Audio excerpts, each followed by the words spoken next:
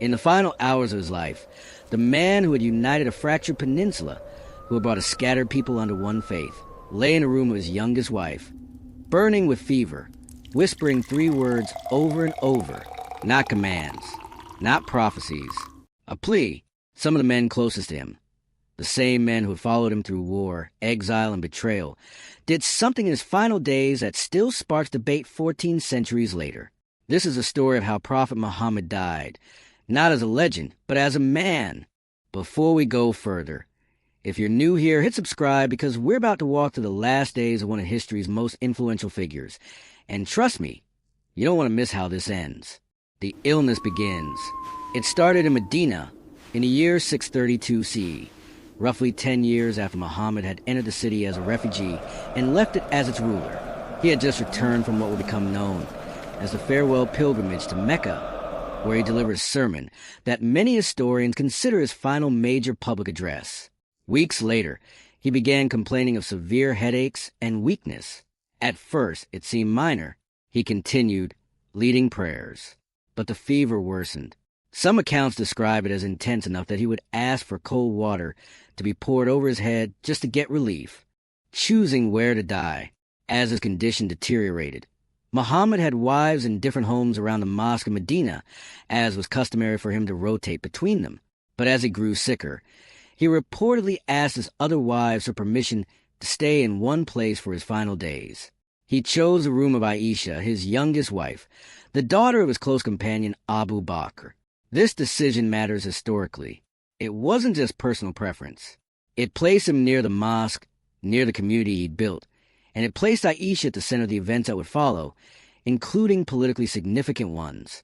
The moment of struggle, according to hadith collections, particularly those compiled by Bukhari and Muslim, Aisha described watching Muhammad in his final days as almost unbearable.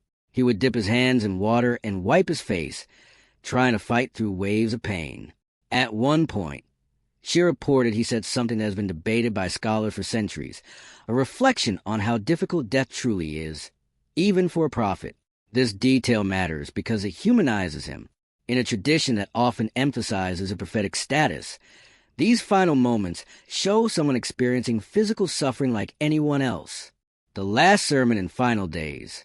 Even while ill, Muhammad tried to lead prayers when he could, at times too weak to stand, and instead sitting beside Abu Bakr, who led the congregation while Muhammad followed along nearby.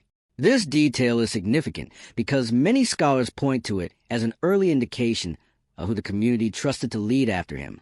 In his final days, he reportedly freed slaves he owned, gave away money he had, and instructed that any debts be settled. He was, in essence, closing every open account of his earthly life. The final hours, on what is traditionally dated as the 8th of June, 632 CE, Muhammad's condition worsened rapidly. Aisha later described that his head was resting against her chest or in her lap in his final moments. He reportedly whispered a phrase invoking companionship with the highest ranks, a line that suggested he was choosing his eternal position rather than fearing what came next. Then he was gone. The reaction in Medina was immediate and intense. Grief spread through the city. But what happened next is where things get genuinely dramatic. The companion's reaction. Umar ibn al-Khattab, one of Muhammad's most fiercely loyal companions, reportedly refused to accept that he had died. Some reports say he stood before the community and declared that anyone who claimed Muhammad was dead would face consequences, insisting he had simply gone to speak with his Lord as Moses once had, and would return.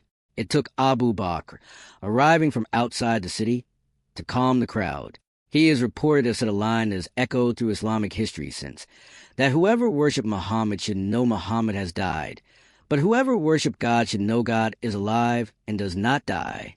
That single statement is often credited with steadying an entire community on the verge of chaos. The burial debate. What followed was days of confusion over what to do with his body and who would lead the Muslim community next. This is a critical point historians and religious scholars still study, because it marks the beginning of political divisions that would shape Islamic history for centuries, including the eventual Sunni and Shia split. As for his burial, tradition holds that he was buried in the very room where he died, Aisha's room, which today sits inside the Prophet's mosque in Medina, one of the holiest sites in Islam, visited by millions of pilgrims every year. Why this story still matters. What makes this moment so powerful isn't the theology, it's the humanity. A man who reshaped the trajectory of world history still feared death like the rest of us, still needed comfort, still whispered for relief in his final hours. Whether you view him as a prophet or simply as one of history's most consequential figures, his death reveals something universal about mortality that transcends religion entirely. If this kind of raw, human history is something you want more of, subscribe and turn on notifications. Because we're covering the stories behind history's most influential figures, the parts that rarely make it into textbooks. Let me know in the comments what part of this story surprised you the most.